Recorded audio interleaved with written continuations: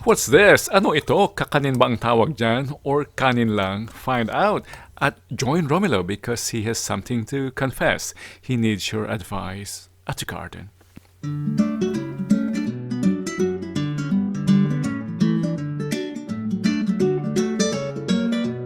Warm welcome to you wherever you are in the world. Let's join Romelo at his garden. Hello my friends, how are you today? Kuya to, nasa garden tayo. Wala kaming pasok ngayon, although we work from home because of the situation. Walang pasok because of because today the country is celebrating its Liberation Day. The day it's liberated by the, I think, World War II, by the Americans, by the Allied forces from the Germans. Yeah. Mapait at madilim na kasaysayan. Dark history. So today, that's celebrated in a sober way because of the situation.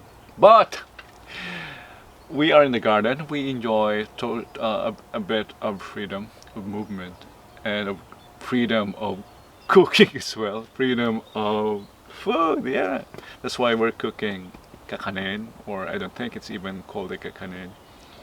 In our place, in my dear barrio, ang tawag namin dito ay inungutan because it's rice cooked in ungot or in coconut milk. That's it. Sinaing sa gata. How simple can that be? Very simple. Gusto niyo to? Gawa na rin. Join me. I'll present to you the ingredients now. But we will be cooking inside. Ayaw kong gamitin yung blue na stove dahil ayaw ko maubusan ng gas ulit. So I'll be using the bigger burner. Join me. As I said, it's simple. Just malagkit, coconut milk, and salt. Relax as you watch this. We just have to wash malagkit several times. Lalo na kung luma, you have to wash it several times. Baka amoy sabon or what.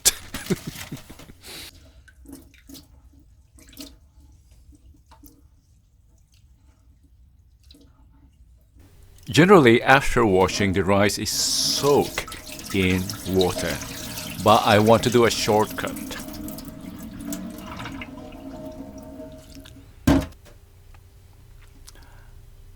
I'll be soaking it instead in coconut milk. And a bit of salt. This is a difficult angle. I had to twist my palm here. The camera is placed at the wrong side. Of course, Halloween makes it to incorporate these or to dissolve the salt into the water.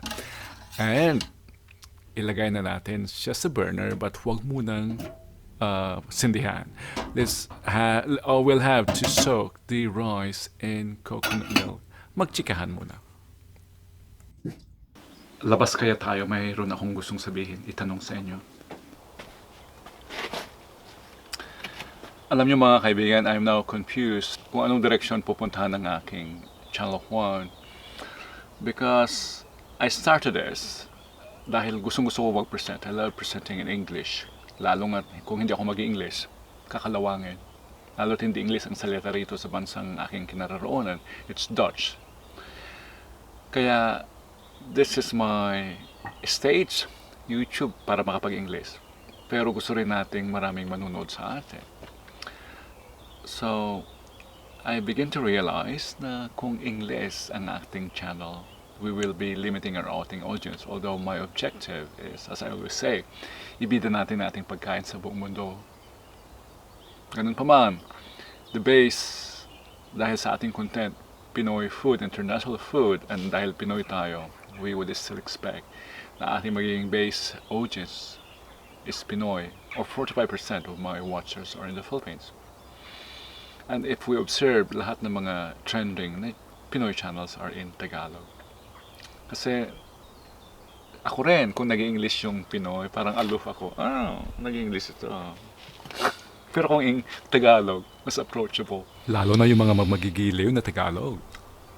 So parang gusto kong mas lalapit sa masa, kagaya ng Channel 7 and Channel 2. Tingnan nyo, Tagalog sila.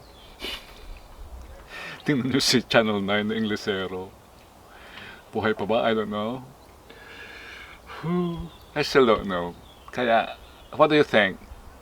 Shall we retain yung ating English series at the same time meron tayong TAGLISH series or switch completely to TAGLISH? Kagaya ngayon, nagtataglish ako dahil sa totoo lang, there are feelings na hindi mo i-translate. May mga Pinoy feelings that can never be translated.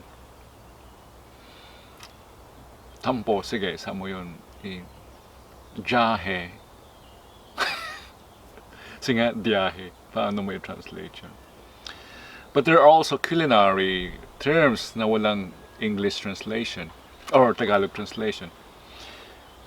Karamihan ng Pinoy channel pa rin na Tagalog sabi, i-set aside natin, i-mix natin, ano pa,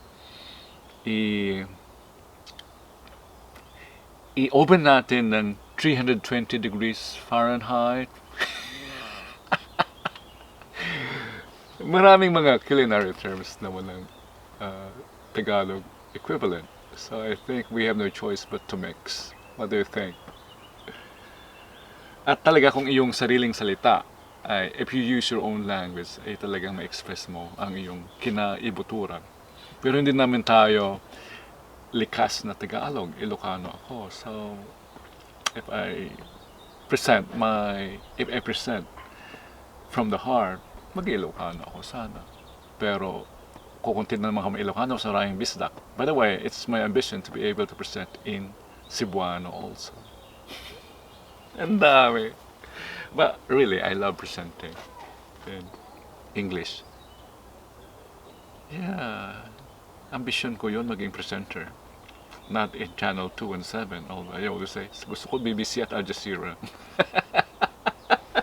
That's why nag-YouTube ako. Dahil hindi ako it gives me the opportunity to present in English. Diba?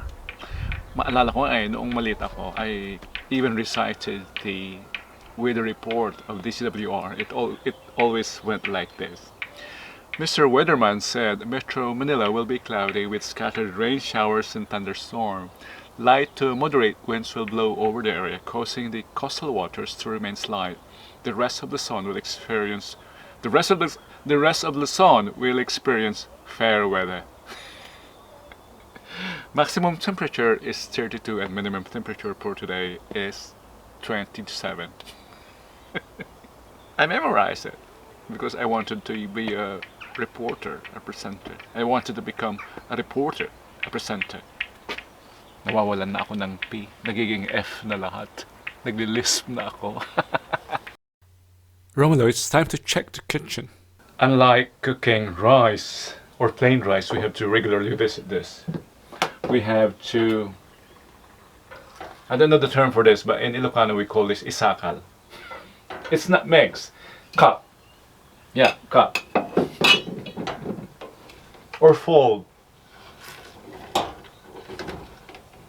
Sa Tagalog, ano yung isakal? Ganito lang And then,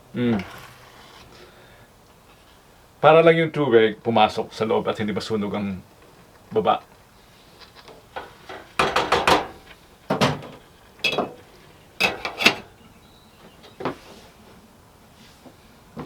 How easy.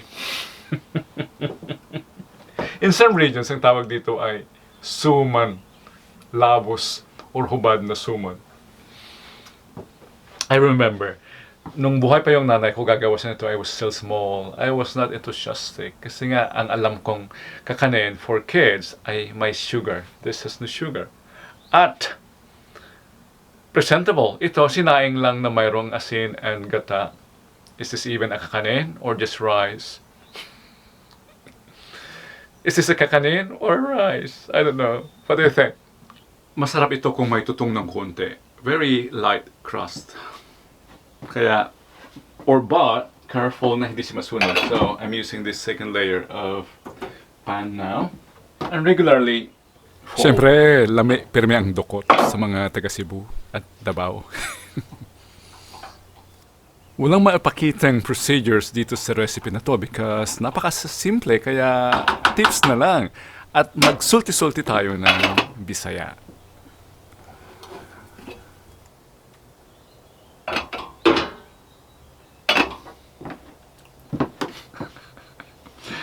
It's my first time to make this. Because I can remember when I was a kid, di ko kursunado to.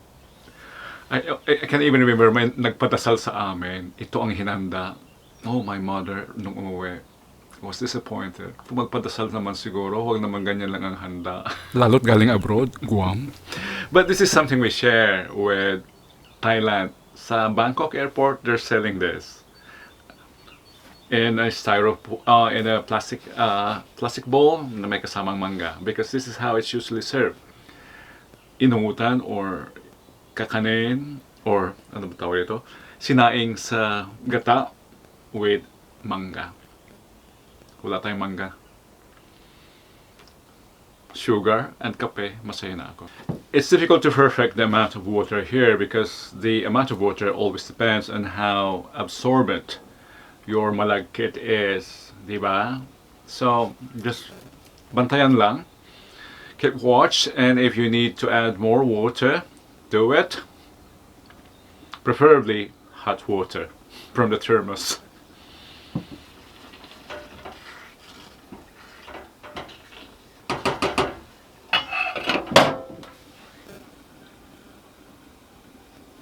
Now I understand why my mother used to layer the bottom with banana leaves, because this is sticky rice. Dumidikit talaga at tumututong. Sabihin man ninyong mama's boy ako because I always give reference to my mother every time I cook. But it's true. My palate, my aking panlasa was shaped by my mother's cooking. And everything that I cook are her cuisine, not someone else's. Except sa ating international cuisine series, of course. Yeah, I cook what I fancy. Not the trending, but what I fancy. I cook what I love sharing, diba? It's cooked now. There was not much to show, but it's cooked. Let's eat it here.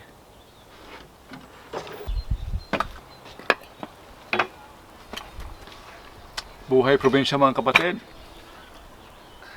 Simpleng kakanin or simpleng kanin.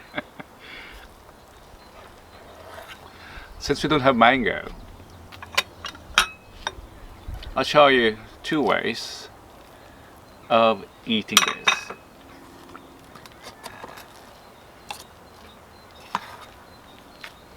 Experiment lang to. Yeah.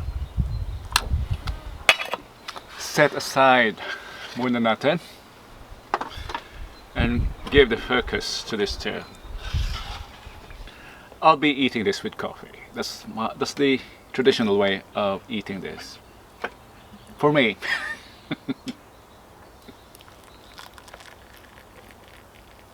Okay. Set aside natin. This is standard procedure in all the cooking channels I've been watching, mga Pinoy channel. Set aside natin. Itabi, set aside. Okay. One way is to just use brown sugar. Got brown sugar here. Medyo tubigas. It has crystallized. Yeah. Pwede pa yata. Anong nangyari ito? Nahulog pa. Ano ba yan? Yeah. So, that's one way of eating this is with sugar. Sugar toppings. Di ba ang ganda?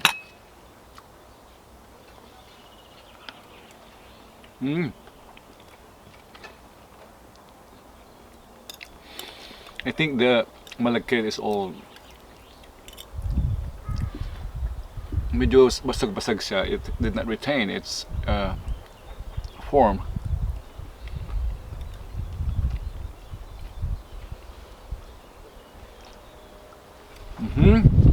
That's one way. Modern. Dahil wala tayong mangga, so I'm thought of something or comparable to manga flavor. Sweet. Because sweet and sour combines perfectly with creamy or with gata. So kainin natin to. This is nata de coco. Ay. Ano ba yan? Tingnan natin kung ano ang lasa. We might discover a new recipe. Tapon natin ang sweet niya. That's the beauty of preparing here in or among nature or amidst nature. Tapon lang. Except plastic. So here. Lagay natin dyan. Oh, modern. Yeah. This is new way of eating sinaing sa gata with nata de coco. Another is with just sugar and coffee. Bakit dumili? Let's try this.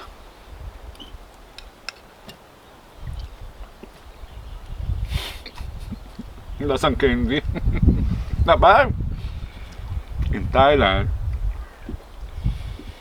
as in most ginataan recipes in Thailand, they would add more, or they would top this with freshly squeezed coconut milk para lalo siyang maging creamy. It's not bad. Masarap.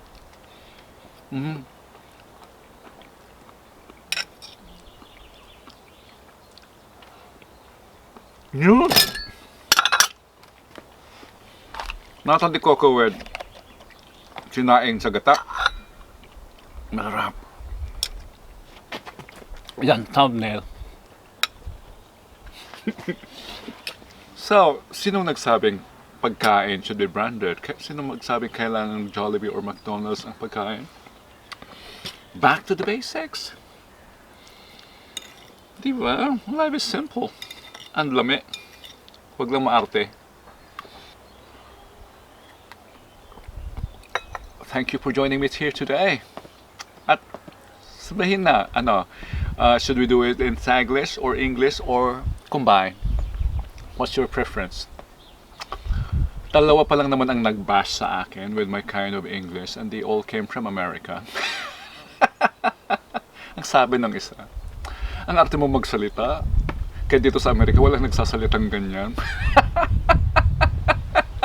Yung isa naman girl, sabi niya, pretentious daw yung aking English. Diba? Sige. Salamat ulit. Samahan niyo uli ako next time sa kusina at mag-enjoy kayo sa ating kwela.